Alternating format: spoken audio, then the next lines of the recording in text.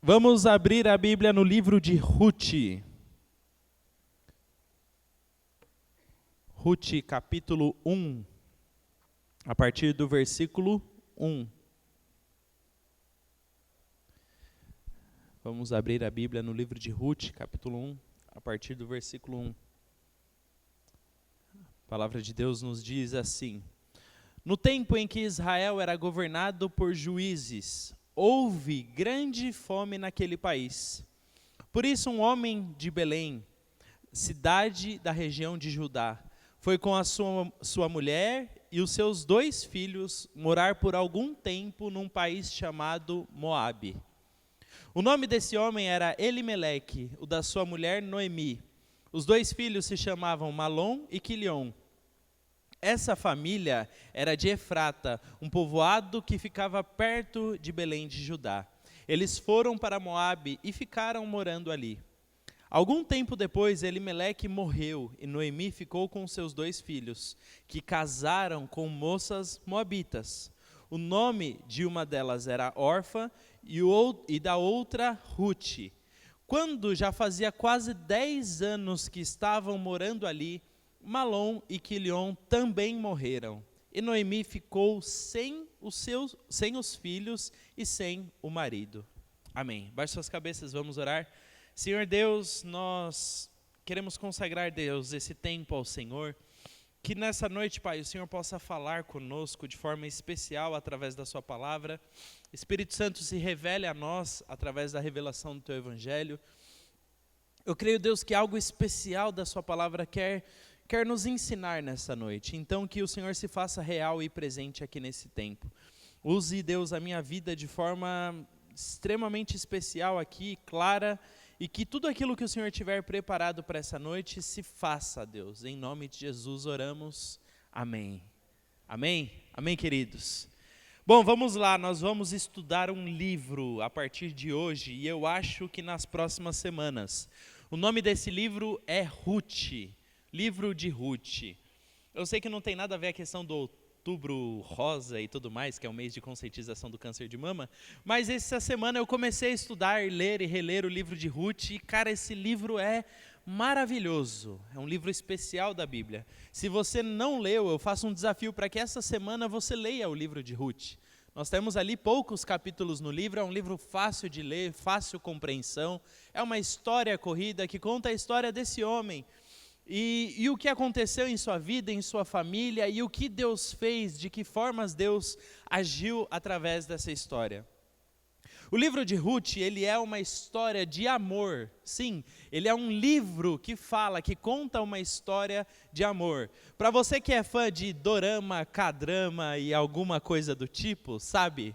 Aquelas séries coreanas maravilhosas, que demora 45 episódios para o personagem dar a mão para a menina. Sabe essa coisa linda, que eu acho que alguma pessoa aqui deve gostar, não é possível? Então, deve gostar porque no Netflix está sempre em alta aquilo lá. Então, o livro de Ruth é uma história de amor. É uma história de amor na Bíblia. É um conto aqui, uma mensagem que envolve alguns personagens. E esse livro, ele possui várias questões, várias informações. Fala sobre crise financeira, imigração, doença, morte, viuvez, pobreza, amargura contra Deus. Tudo isso está presente aqui nesse livro. É uma história intensa. E sempre quando nós vamos ler um livro da Bíblia, pense no momento em que o livro foi escrito. O livro de Ruth, ele foi escrito no tempo dos juízes. Repita comigo, tempo dos juízes. Nossa, gente, que sustagem. Tá onde? Tempo dos juízes? O que é o período dos juízes para a história de Israel? Vamos lá, vocês conhecem Moisés? Moisés? Conhece Moisés. Tem novela da Record do Moisés. Então. O Gui está pregando há 2 meses Moisés. Não é possível que vocês não aprenderam nada de Moisés. Moisés libertou o povo, levou o povo para o deserto e caminhou com o povo durante 40 anos. Após o período de Moisés, Josué assume como líder e conquista a terra durante vários anos de guerras e batalhas. E aí, quando Josué termina aquela empreitada, que não deve ter sido fácil a vida de Josué, imagine só, que a sua liderança, todos os dias você vai ter uma guerra diferente para lutar. Uma liderança cansativa. Não é à toa que no final do livro Josué fala, galera, beijo, cada um vai para sua casa, eu vou me aposentar. Vocês conhecem a Deus, tem a Bíblia aí. Ó, é isso aí, pessoal, agora está na mão de vocês. Eu estou indo descansar um pouco porque a minha vida foi intensa. E aí, depois da morte de Josué, o que começa a acontecer na história de Israel, e vai acontecer isso durante mais de 400 anos, a mesma coisa. O povo desobedece a Deus, por culpa da desobediência, um inimigo vem, invade Israel, oprime Israel, mata os seus filhos, maltrata o povo, rouba comida, rouba o alimento, faz assim algo terrível com Israel. Um inimigo, seja filisteu, seja moabita ou de qualquer outra terra. Depois desse inimigo, o povo se volta para Deus. Olha, é verdade, a gente serve a Deus. O povo se volta para Deus, volta a orar, buscar ao Senhor e tudo mais. Deus levanta um libertador, um juiz, que vai, guerreia contra o inimigo, vence a batalha, lidera o povo durante toda a sua vida, e aí Israel vive anos de paz. 20 anos de paz, 30 anos de paz, um tempo maravilhoso ali, debaixo da liderança desse homem. Quando esse homem morre, Israel volta a desobedecer ao Senhor, aí volta a acontecer outro povo inimigo, e aí volta Israel sofrer. Gente, é a mesma história, é um ciclo. Se você ler o livro de Juízes, parece que é pegadinha. Fala, não, não é possível, o cara vai morrer e eles vão voltar para a prostituição. Aí volta o povo de Israel a desobedecer. Aí vem outro povo inimigo. E isso acontece durante todo o livro de Juízes. É um ciclo de desobediência, opressão do inimigo, o povo volta a clamar ao Senhor, Deus levanta o libertador, Israel é livre, é liberto, vive um período de paz, depois que o juiz morre, volta a desobedecer. Estamos dentro desse ciclo aqui, ok? E aí no período de Juízes, os cananeus, que eram os povos que moravam na região próxima a Israel, tinham vários deles, os moabitas, que nós vamos estudar aqui no texto, os filisteus e alguns outros que viviam ali naquela região. Qual é o problema de Deus com os cananeus? O que Deus tem tanto contra esse povo? Porque quando você vai ler a Bíblia e estudar a história de Israel, você vai ver que Deus fala, olha, não se misture com esse povo, não coma com eles, não case com eles, olha, chega, vocês não têm que ter relacionamento com essa galera, com essa laia. Por que Deus é tão enfático nesse ponto? Deus, ele queria com o seu povo, o povo de Israel, preservar algo que era especial para aquele tempo, uma cultura diferente. Deus queria implementar através do seu povo, o povo de Israel, uma cultura especial. Uma cultura que prezasse pelo amor, pelo cuidado, pelo respeito. Israel tinha regras e leis que, se nós lermos hoje, vai falar, gente, mas que lei absurda é isso aqui é absurdo, não pode, isso aqui não pode. Mas que para aquele contexto, essa lei era graça e misericórdia. Leis que se preocupavam com todas as pessoas, se preocupavam com o estrangeiro, com o pobre, que se preocupava com desde o menor até o maior, leis que se preocupavam com dívidas, quer dizer, passava 50 anos, se você tivesse uma dívida, você era perdoado, e as terras da sua família voltavam para você, porque Deus, ele queria criar um equilíbrio em seu povo, e que eles vivessem algo especial. Vivessem de forma diferente. Saiba, querido, que quando Deus chama um povo para viver para si, Ele não quer que esse povo viva igual os outros povos. Ele quer que o seu povo seja diferente. Repete isso aí comigo, diferente. Fala para o irmãozinho do lado, você precisa ser diferente. Você tem que ser diferente. Porque todos os povos naquela região adoravam outros deuses. E aqueles deuses, eles pediam sacrifícios humanos para aqueles povos. Pediam, olha, para você ser próspero, sacrifique o seu filho. Olha, para você ser próspero, você tem que se prostituir com as sacerdotisas do deus Baal. E aí você vai ter uma boa colheita. Todos os deuses daquele lugar eram deuses perversos, deuses que corrompiam seus povos. E aí, Deus, ele entendendo esse sistema, ele não tinha nada contra você se sentar na mesa com uma pessoa de outro povo. A questão com Deus era o povo se contaminar. É começar a absorver outros costumes, outras práticas, é começar a servir outros deuses, é começar a sofrer prejuízos por conta disso. Deus, ele queria preservar o seu povo, mas o seu povo constantemente voltava para a desobediência. E aí, nesse período que estamos aqui em Israel, com um povo cananeu com muitos deuses, focados em prosperidade, focados em prostituição, a cultura de Israel naquele tempo está dividida. Então o reino está dividido, eles não pensam nada em conjunto, eles não trabalham como uma nação. Cada um cuida da sua própria vida, e é isso que a Bíblia fala, não havia liderança em Israel. E cada um fazia o que achava certo. Todo mundo ali acordava numa manhã e falava, eu quero ir para a direita, o outro eu vou para a esquerda. E era uma bagunça. E o pior de tudo ainda é que eles tinham guerras constantes. Porque esses povos aqui se levantavam contra eles e iam para a batalha. E guerra, constantemente. Guerra, batalha, treta, problema, a todo momento. Então você imagine só viver num país onde você é ameaçado a todo momento. Onde a sua casa é ameaçada, onde qualquer pessoa pode vir e invadir a sua casa, roubar o seu mantimento, roubar os seus animais, a sua plantação. Nossa, que isso, Rafael? Não tenho animais, não tenho plantação.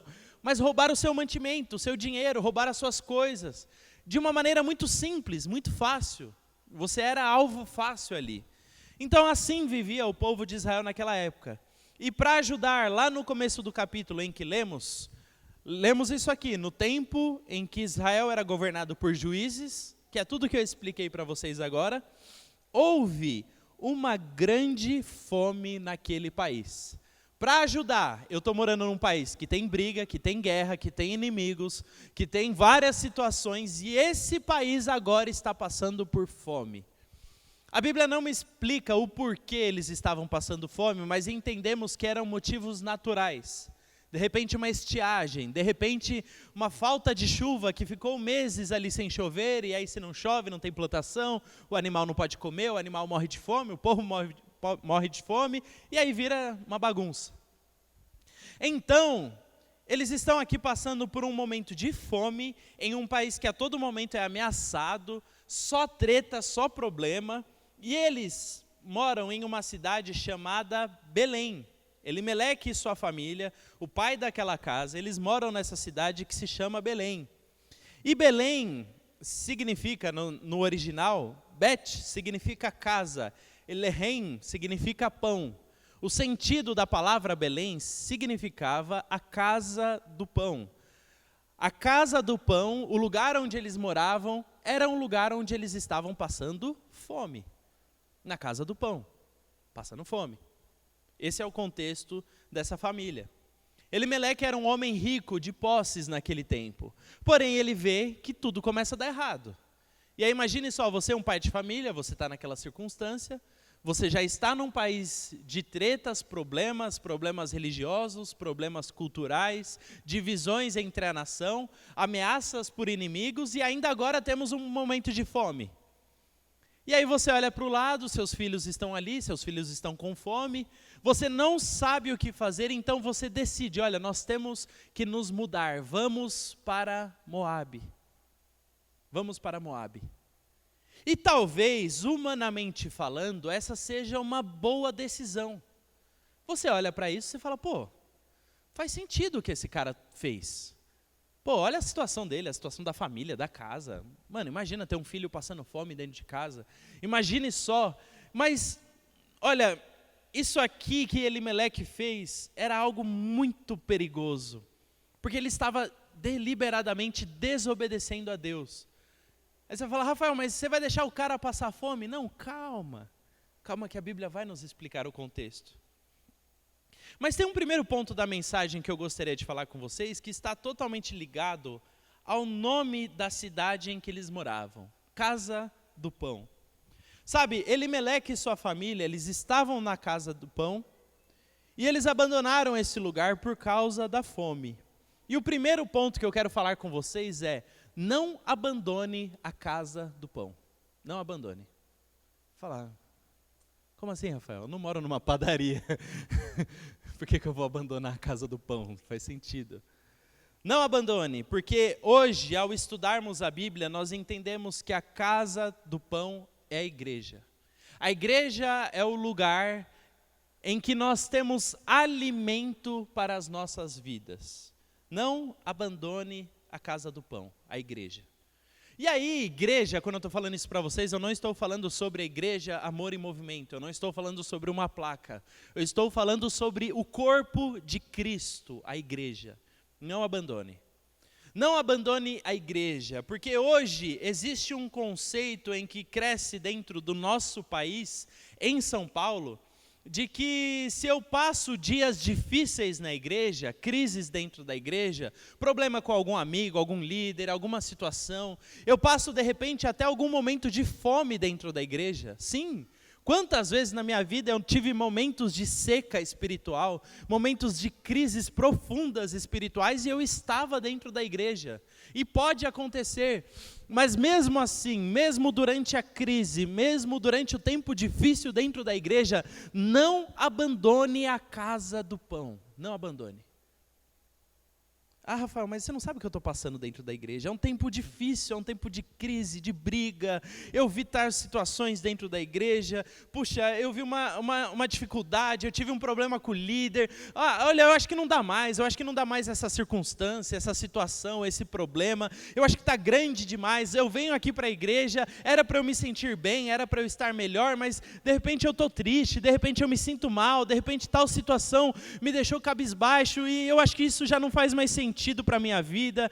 Eu não preciso da igreja, eu não preciso desse espaço para cultuar a Deus. Eu posso cultuar a Deus da minha casa, eu tenho o YouTube, eu tenho mensagens, eu tenho músicas que eu posso escutar. Deus, ele é acessível a todos. Eu não preciso de um espaço físico para cultuar a Deus. Queridos, isso é mentira. Mentira. Saiba de uma coisa, na casa do pão, podemos sim viver momentos de fome, de crise, de situações.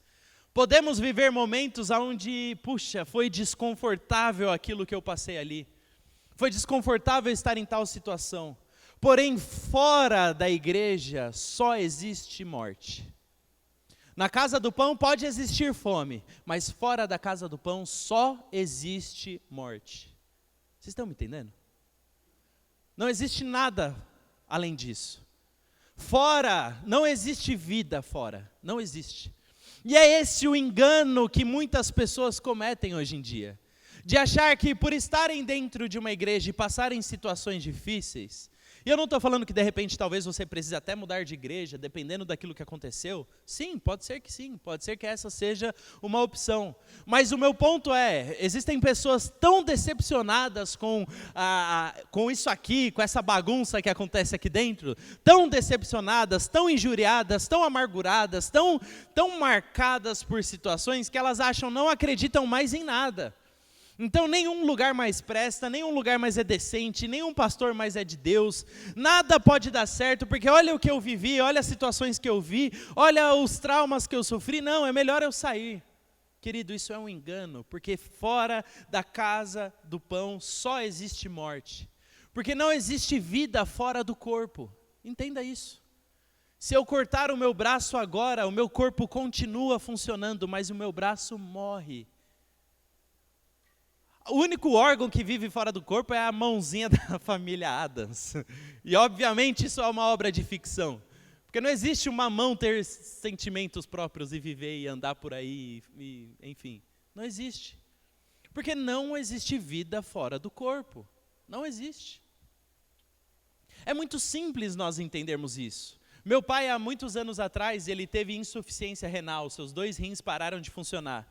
E aí a minha mãe doou um rim para o meu pai. Então um órgão que era da minha mãe foi doado para o meu pai. E aí você acha, bom, é só colocar o órgão lá, vai tudo funcionar e dar certo. O meu pai, ele tinha que tomar, gente, acho que era assim, de remédios por dia, para o corpo dele não rejeitar aquele órgão. Porque o corpo do meu pai sabia que aquele órgão não era dele. E naturalmente o corpo começa a trabalhar contra aquele órgão, e começa a querer expulsar, e começa a querer matar aquele órgão, porque sabe, isso aqui não é meu. Olha que loucura.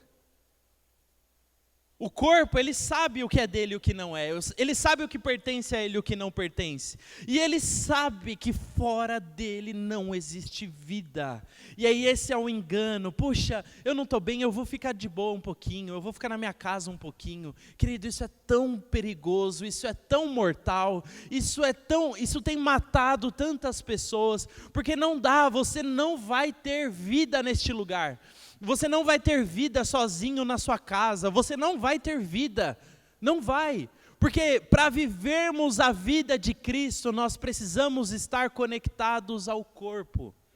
A Bíblia tem dezenas de textos que falam sobre isso. Sobre os ramos, eles precisam estar conectados à árvore. Sobre o funcionamento do corpo de Cristo, que cada um faz parte do corpo com função específica e cada um trabalha em prol de Cristo, que é o cabeça. Nós entendemos isso de várias formas na palavra de Deus, mas hoje nós queremos falar, não Deus, mas não é bem assim. Eu posso me virar, eu posso fazer as coisas do meu jeito. Eu ouvi esses dias essa foi muito boa. Eu tenho meu momento com Deus, eu corro, eu participo de provas de corrida todas as semanas, eu corro quase todo dia, e ali é meu momento com Deus, eu corro, eu vejo sei lá o quê, e ali eu tenho um negócio, um transe, aleluia, e ali é esse o meu momento com Deus. Primeiro que correr é chato pra caramba, você está sentindo dor, tá um negócio pegando, insuportável, como que você vai, meu Deus... É tipo, Deus, me livra disso aqui, Deus, volta logo, Maranata. É isso, não é possível. E aí as pessoas, elas têm se enganado nessas conexões com Deus. Não, eu me conecto com Deus dessa forma. Não, eu me conecto com Deus aqui. Não, porque Deus, Jesus, ele andava em tais lugares. Não, querido, mas entenda isso. Não, eu posso ter experiências com Deus fora da igreja? Obviamente que sim. Eu posso ter experiências com Deus no meu quarto? Obviamente que sim. Mas sozinho eu não consigo me alimentar. Sozinho eu não consigo crescer, amadurecer, progredir, ser edificado, ser corrigido. Eu não consigo, sozinho não dá. Porque, primeiro, abre a sua Bíblia aí e começa a ler, sozinho, você, sem instrução, sem ajuda, sem ninguém. Primeiro, não faz sentido. Não faz sentido. Abre em Números, começa a ler Números. Eu falo, mano, quem que eu quero saber que é filho de não sei da onde, que é filho de não sei da onde, que é filho de não sei da onde? Você precisa de alguém que estudou a Bíblia mais do que você, para te explicar o que raio todos esses filhos de não sei quem está na Bíblia. E por que que isso faz sentido para nós hoje? Você precisa entender que viveu um povo, e esse povo viveu em outro contexto social, e o que aconteceu com esses homens de nós termos hoje a revelação de Deus? Qual foi a aliança que Deus fez no passado? O porquê nós somos beneficiados da aliança até os dias de hoje? Queridos, não existe vida fora do corpo. Não existe você ser o pastor da sua própria vida. Não existe você ser o líder da sua própria vida. Não existe você se autoalimentar e desvendar ali um evangelho que é só seu, que só faz sentido na sua cabeça. Não. Você precisa do corpo. Você precisa do corpo. Você precisa estar ligado ao corpo. Você precisa se alimentar do corpo. Você precisa muitas vezes ser carregado pelo corpo. Quantos de nós, às vezes, você está lá andando, você bate o pé, você machuca esse pé aqui. O que acontece quando você machuca esse pé? Você vai jogar todo o peso do corpo para o outro lado, para você poupar esse pé aqui, porque esse pé está doendo. E assim você consegue chegar até os lugares mesmo com o pé machucado. Você não corta o pé fora. Não, está doendo, está machucado, tudo bem, pezinho, vamos lá.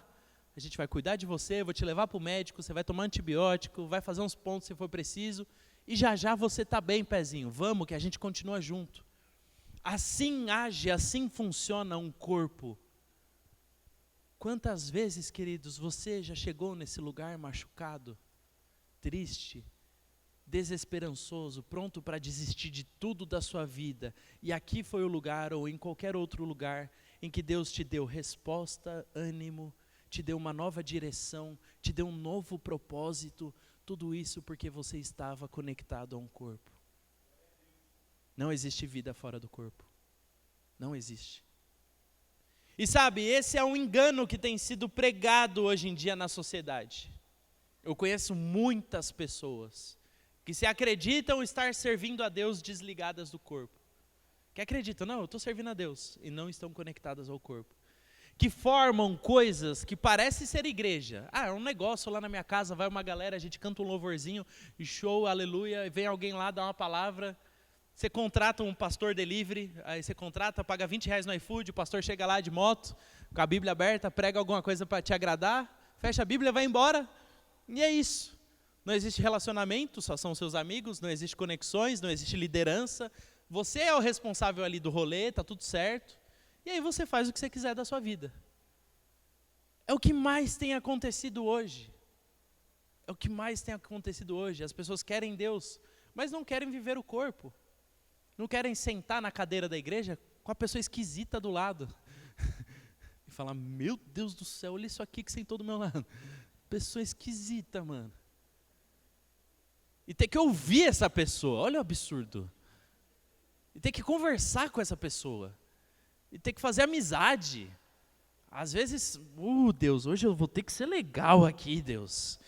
Puxa, me ajuda, Senhor. Misericórdia, porque hoje está difícil eu conseguir ser legal aqui. E se esforçar. Gente, isso é igreja. Igreja não é o lugar onde, não, só tem as pessoas que eu gosto, está tudo legal. Não, é eu, os meus amiguinhos. É tudo lindo lá na igreja. Se está assim, essa igreja está morrendo, tá? Pode ver, igrejas que têm 50 anos, que são sempre as mesmas pessoas, está morrendo.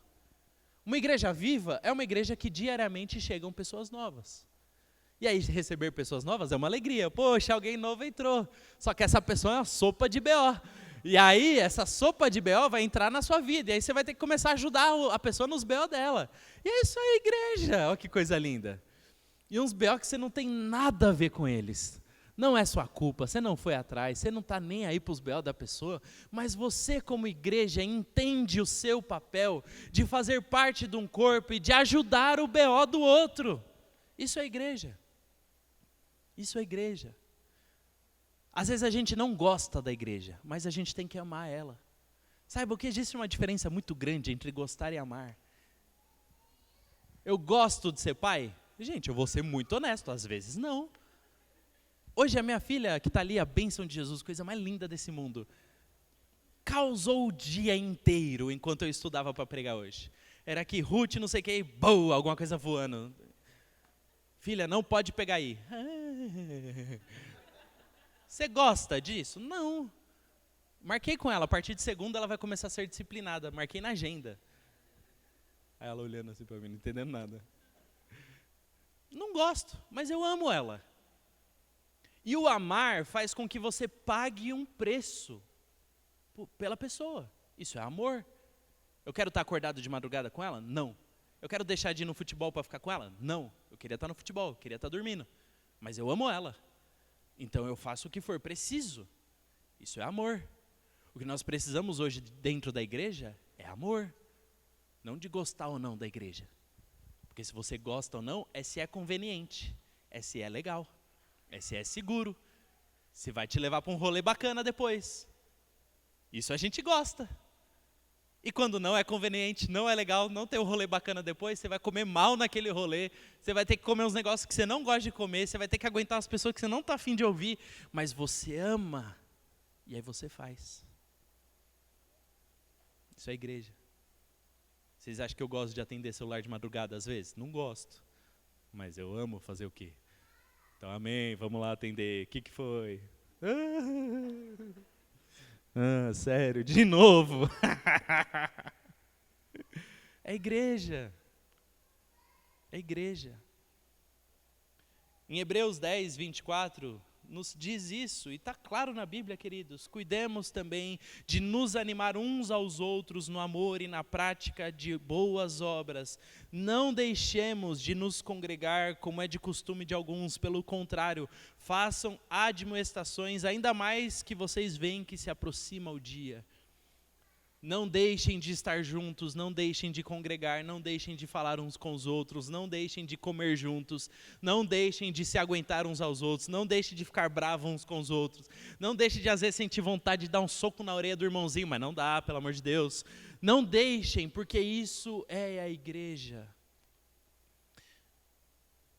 A igreja é o lugar em que Deus te prepara para viver a vida em santidade, para viver o céu com Ele. E sabe de uma coisa? É melhor você aprender a viver com essa pessoa do seu lado, porque você vai passar o resto da eternidade com ela. O resto. Para sempre, do sempre, do sempre, do sempre. Então é melhor. Vamos acertar aqui as coisas, né? Vamos viver bem aqui. Isso é a igreja.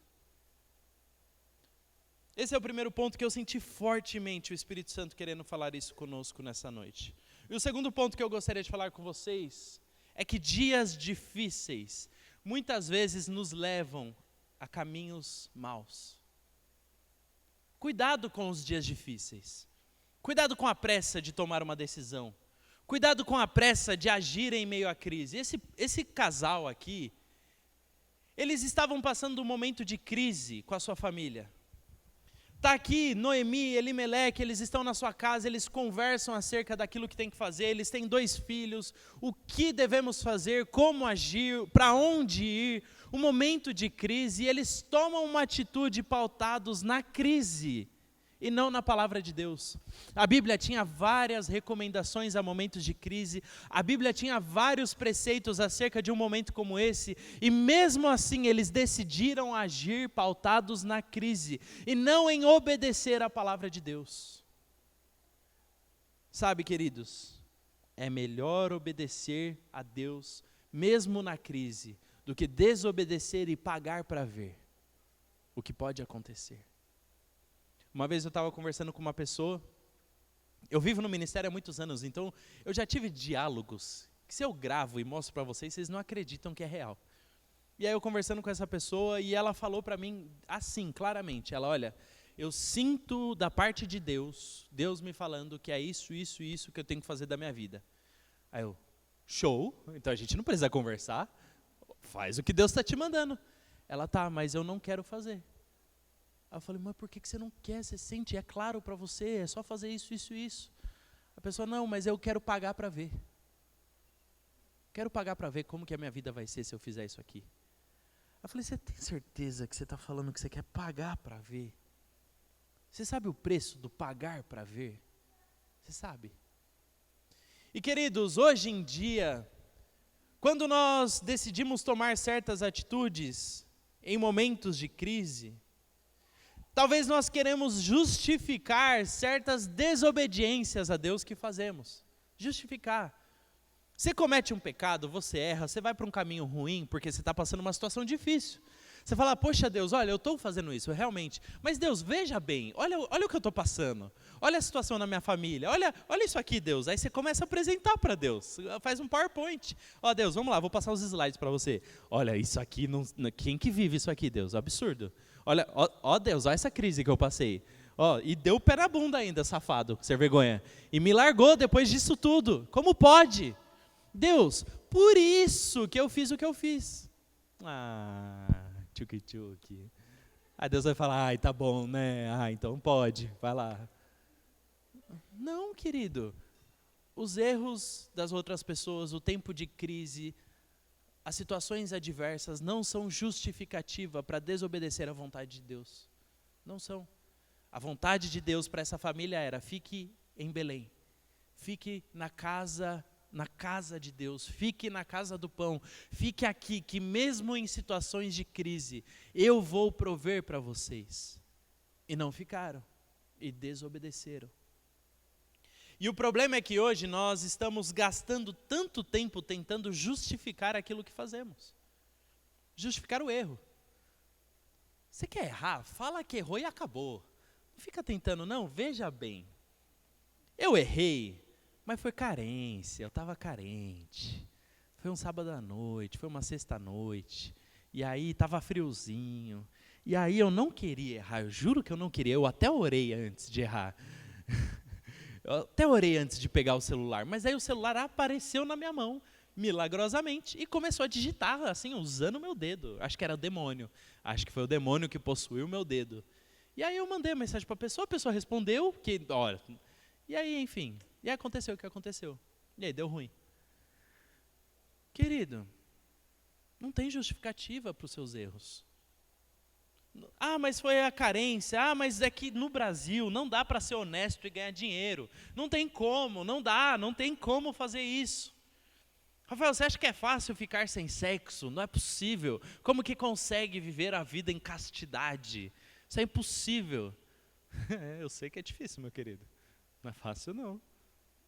Acabei de ser pai. Não é fácil. Tem período lá que não pode fazer o quê? Difícil, eu entendo. É difícil. Mas não existe justificativa para os nossos pecados. A gente tentando debater com Deus. Não, Deus, olha, veja bem, com as pessoas, com os amigos, com os líderes. Veja o meu ponto de vista. Essa família aqui tinha todo o argumento positivo para falar, olha, está aqui a situação, eu estou passando por uma crise, minha família está passando por fome. Eu acho que eu tenho que ir para Moabe. Mas era desobediência, deliberada. E o que eles escolheram nesse período? Morte.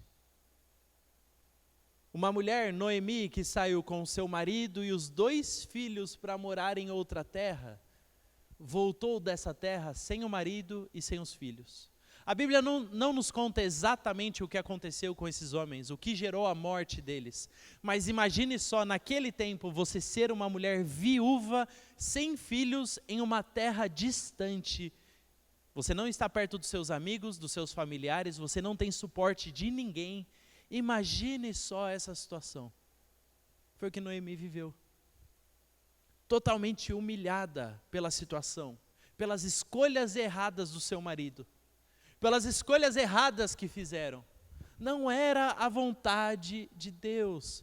E aí, meus queridos, a gente pode tentar argumentar, pode tentar, mas quando acontece a consequência ou o resultado dos nossos erros, eles estão lá.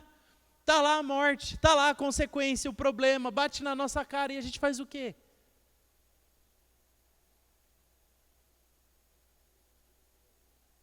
Será que nós não podemos evitar isso?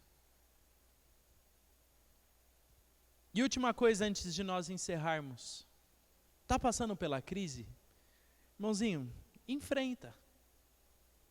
Vamos embora. Uma mentira que te contaram, o tempo resolve. Não resolve. O tempo cura tudo. Não cura nada.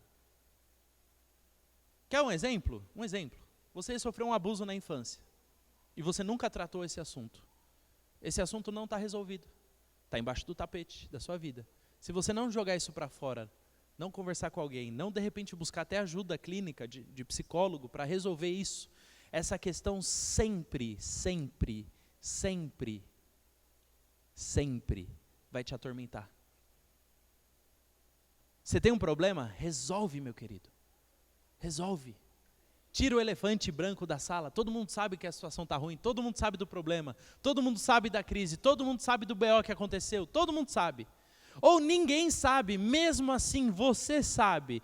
Resolve o BO, resolve o problema, acerta as coisas. Sabe, eu, Rafael, tenho que assumir, eu tenho às vezes dificuldade de resolver coisas. Deixa lá, já a gente vê. Um negócio da procrastinação, sabe? Meu problema nem é resolver o problema, é procrastinar. Por que fazer agora o que eu posso fazer depois? Não é verdade? Por que fazer agora quando eu posso fazer depois com mais coisas para fazer? E a gente faz tudo rapidinho? Agora a gente relaxa.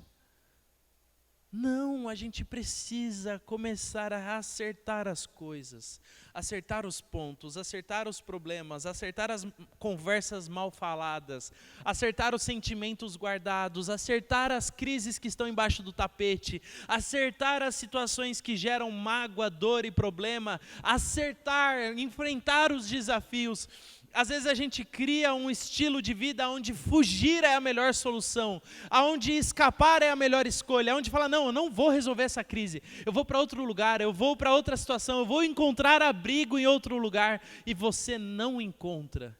Porque você pode dar a volta no mundo, mas o negócio está aí com você.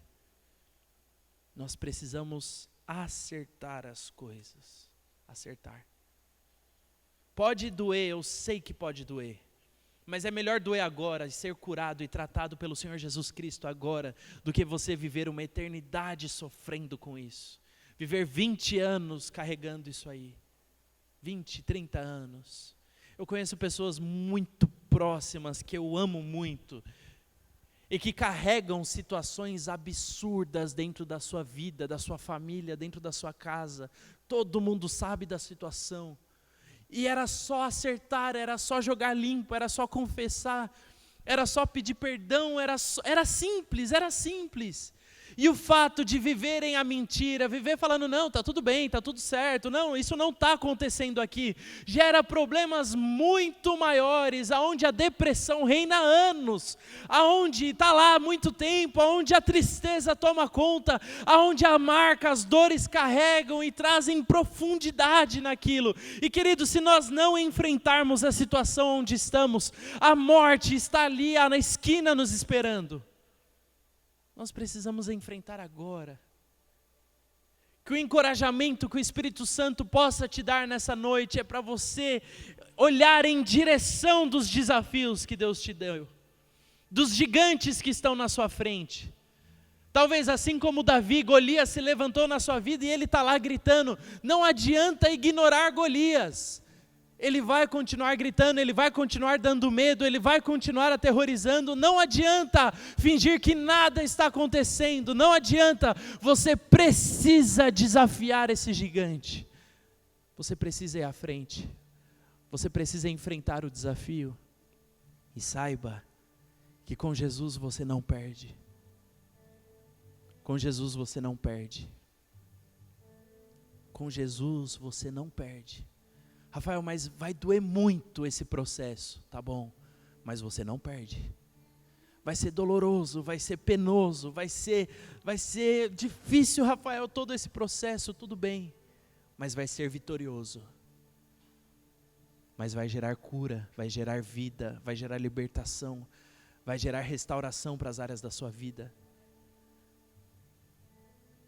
Quão bom seria a vida de Elimeleque, Noemi e seus filhos se eles tivessem permanecido na casa do pão. Quão incríveis sonhos Deus tinha para essa família. Ah, Rafael, mas o final dessa história é boa. Sim, é boa. Mas não era o sonho de Deus. Não era o plano de Deus. Hoje, enquanto há tempo, enfrente as situações que estão à sua frente. Enfrente. E sabe de uma coisa, Jesus Cristo está aqui hoje falando para você, eu vou estar com você nessa situação. Vamos junto. Eu pego você pela mão e a gente vai junto, em direção a esse desafio. A gente vai junto em direção a talvez os absurdos que aconteceram e que nós vamos ter que enfrentar. Tudo bem, nós vamos juntos. Só que tem uma coisa, eu não sei o que é perder batalha. Então saiba que dessa batalha, eu e você, nós vamos sair vitoriosos dela. Nós vamos vencer juntos. E quando eu digo isso para vocês, não é para vocês confiarem em mim, é para vocês confiarem naquele que venceu a cruz, naquele que venceu a morte, naquele que venceu principados e potestades, naquele que venceu as guerras mais absurdas que alguém poderia passar, alguém que venceu dores mais absurdas que o ser humano poderia sentir, o homem mais vitorioso que já pisou na terra. Ele está te prometendo hoje, vamos comigo que eu te garanto vitória, confia em mim, pega na minha mão e vamos. E eu prometo para você que vai dar bom, vai dar bom, vai dar bom. Abaixe suas cabeças aí.